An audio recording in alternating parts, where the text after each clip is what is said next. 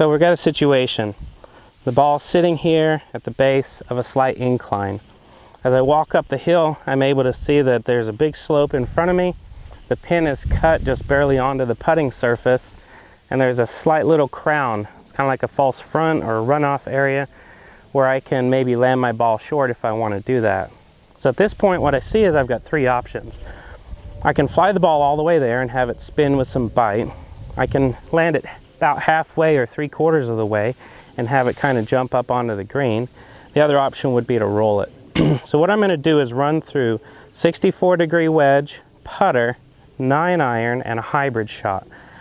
The most important thing in short game creativity is being able to see all of your options. What's even more important, however, is being comfortable with the club that you decide to pick. You might quickly go through a checklist and say, all right, well, I haven't practiced the 64-degree spinner up onto the green very much. That's not even an option. I know how to putt, but I haven't really practiced putting with that one very often either. The hybrid, well, I've seen people use a hybrid, but I don't really know how to do it. The 9-iron, well, I've done this bump and run with a 9-iron before, so let's maybe pick that one because you're comfortable. Just because I have several options doesn't necessarily mean I want to play the one that I've seen on TV the most, which might be the spinning wedge. I'm going to quickly demonstrate each of them for you. As you swing a high lofted wedge back and forth, one of the most important things to do is to be very stable with your legs. When you're stable with your legs, you can allow the club to move past and through the impact space without any manipulation or any excess weight shift. I'm going to hit this shot for you with an open face, aiming slightly left. Main thing is to stay balanced and not run my weight up the hill. The tendency in this shot is to kind of lean into the hill because conversely your weight is falling back. Open face, stable stance, gripping to a height that I can release the club from, and then I'm going to stay right here with my weight. I'm not going to allow it to shift. So here's the 64-degree wedge. Very balanced feet, lots of spin, landed on the green close to the hole. Next option, putter. When you're looking at your options, most short game shots involve two distinct options: fly it all the way there or roll it all the way there. The first option was fly it all the way there.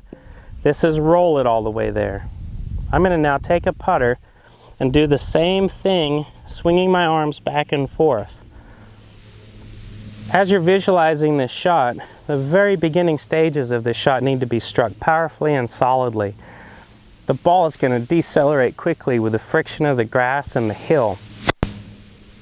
The worst mistake that you could make from here with the putter is to only putt it halfway up the hill and have it roll all the way back to your feet. Even if I hit this too far, I've got plenty of green on the other side. I'll have a much better chance of making a putt on the putting green rather than trying to run a second shot up this hill. One of the things that most people run into when hitting a kind of a hard putt, almost a full swing putt, is that they haven't really practiced it. It's very important to do several practice swings back and forth and to notice where it is that that putter is swinging. One other thing that you may decide to do is actually alter your grip. A lot of people have different putting grips, backhanded, reverse overlap. My suggestion would be to try your chipping grip with the putter. That way you can actually allow for a little bit of wrist hinge, and that'll give you the force that's required. So I'm going to take my normal full swing grip, set up to the ball slightly closer than normal, and as I swing, my main goal, make sure I get it all the way there. Don't leave it short. Okay, so I banged it up the hill, pretty good speed, crept over the crest and rolled out. The next two options, the bump and run with a 9-iron and a bump and run with a hybrid. The bump and run with a 9-iron may be more comfortable for most people. I prefer hitting a bump and run with a 9 or a 7-iron when I'm in this type of situation. And the reason is I've practiced it a lot. I don't have to be as precise by landing it all the way there, and I don't really practice my putter off the green that much. So this is a much more comfortable shot for me. The most important rule here is choosing the club based on the incline of the slope. If you're hitting a shot in, and let's say the slope looks like this, you're going up an incline, if your trajectory of your ball from the bottom of that slope is now coming in at too high of a loft, it's actually going to hit the side of that hill essentially from a vertical position. The side of the hill is like this, so let's say it's 45 degrees, and your ball is coming in at 45 degrees. That's effectively coming in straight down.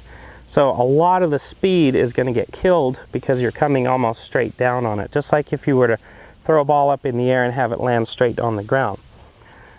When you're coming up a slope like this, you never want the trajectory of your shot to match the slope. You don't want a 45 degree descent onto a 45 degree hill because it's just going to stay right there.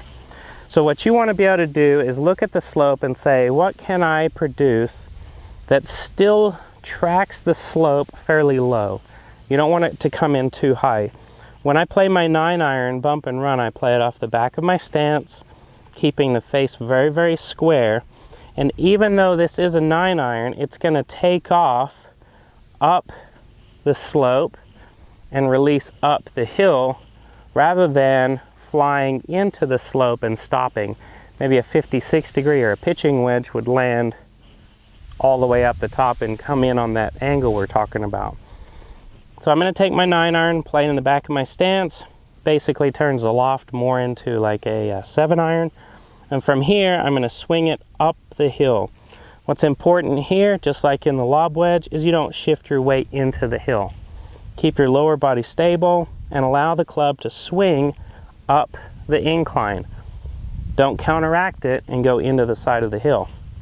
So here's the 9-iron, swinging up the hill.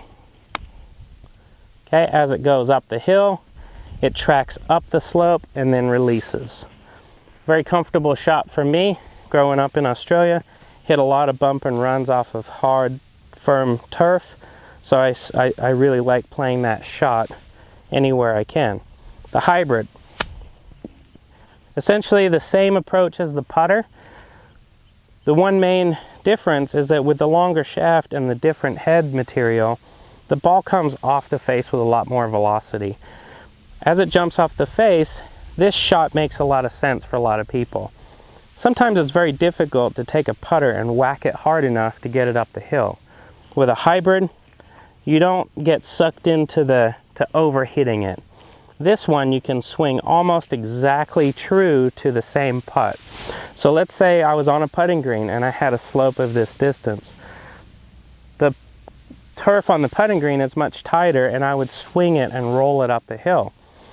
Because I have a hybrid, what happens is it basically cancels out the height of the fairway grass and the velocity that comes off of a hybrid face. Those kind of cancel each other out. So in my mind, I play this as if I'm on the putting green and I'm just putting it up the hill. So if I was on the putting green, I would take my putting grip, which is a reverse overlap. I would grip down on it, take my putting stance, and then just stroke it. Stroke it up the hill just like I would a putter. So those are the 4 options. Like I said in the beginning, creativity is very important, but understanding which shot you're most comfortable with, in essence the one you've practiced the most, that's the way to get really good at producing good short game shots. My name is Craig Hocknull. If you're interested in working with me on any form of your short game, there's going to be a website at the end of this video.